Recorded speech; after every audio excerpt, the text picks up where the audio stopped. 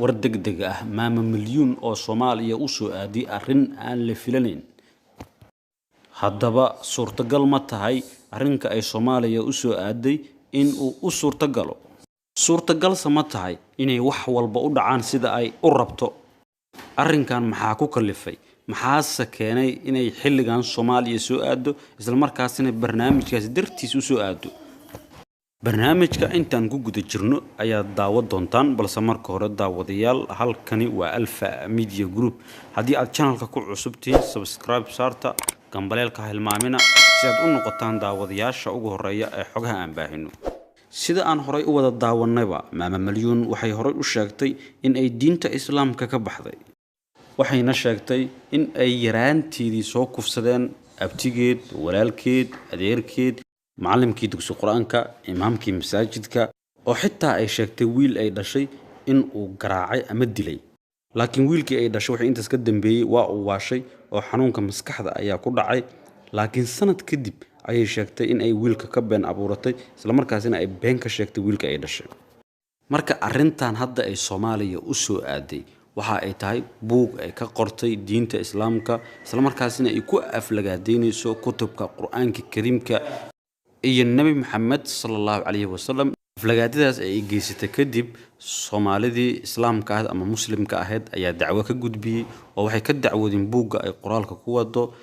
buuggii ayaa guddi loo saaray. guddiga markii loo saaray baaritaan ayaa lagu sameeyay. waxyaabo badan oo diinta islaamka aflagaado iyo caay ku ah ayaa ku qoran. waxay sheegeen, gaaladii u sheegeen in ay hadalkan xaqiiqo u keento meesha ku qoran oo ay buuggeeda ku soo qortay. marka waxa la yiri buuggaada waxa ku qoran iyo waxa aad sheegayso in iswaafaqaan ayaa la rabaa, oo cadeymo inaad keentid oo Soomaaliya aadid cadeymo ka keentid masaajidii, dugsi quraanyadii iyo dhammaan goobaha diinta islaamka lagu faafiyo.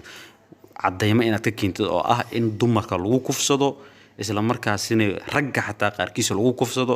oo waxay buuggeeda ku jira wiil sheegay in Hargeysa lagu kufsaday, oo waxa uu sheegay nin masaajid sheekh ah in uu kufsaday. marka arrintan dad badan ayaa gadaal ka riixaya, ama Soomaali gaalowday oo badan aad iyo aad u fara badan ayaa gadaal ka riixaysa qorshahan, oo rabta in maaragtay maama milyuun arrinteedana kula garab jira, oo raba in diinta islaamka laga been sheego, Nabi Muhammad sallallahu alayhi wasallam lagu aflagaadiyo buuggaas si uu u soo baxo.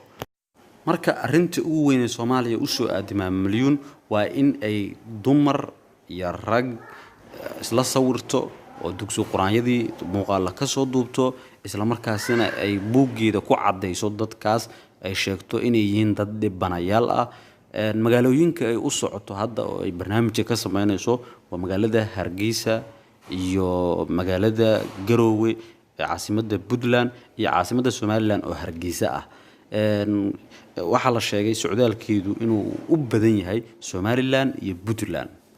digniino badan ayaa laga soo saaray oo waxa la wacay maamulka Puntland iyo maamulka Somaliland in aysan maaragtay arrinta maama milyuun ay il gaar ah ku hayaan.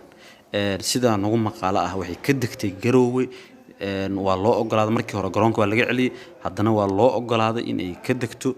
maadaama hadda ay Soomaaliya gudaheeda ku sugan tahay, waxaa dadka Soomaalida ah loo sheegayaa qof walba oo maama milyuun isku sawira waxa xaqiiqo ah oo shaki ku jirin in ay buuggeeda ku soo darayso. buuggeeda ayay ku soo dari doontaa, dugsi quraanyada, masaajidda qaarkood ayay duubi doontaa.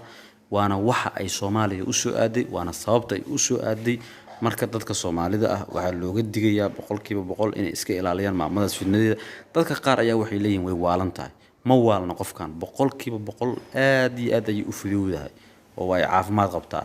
laakiin waa qof dulowday ee munaafiq ah ee diinteedii ka tagtay, oo maaragtay nabigeedii sallallahu alayhi wasallam aflagaadeynaysa, diinteedii aflagaadeynaysa, ka been sheegaysa diinta islaamka ee nabadgelyada iyo naxariista. fadlan sii faafi muuqaalkan si ay u daawadaan ama u ogaadaan dadka Soomaalida ah ee arrintan aan ka warqabin, ugana digtoonaadaan sharta ay wado maama milyuun.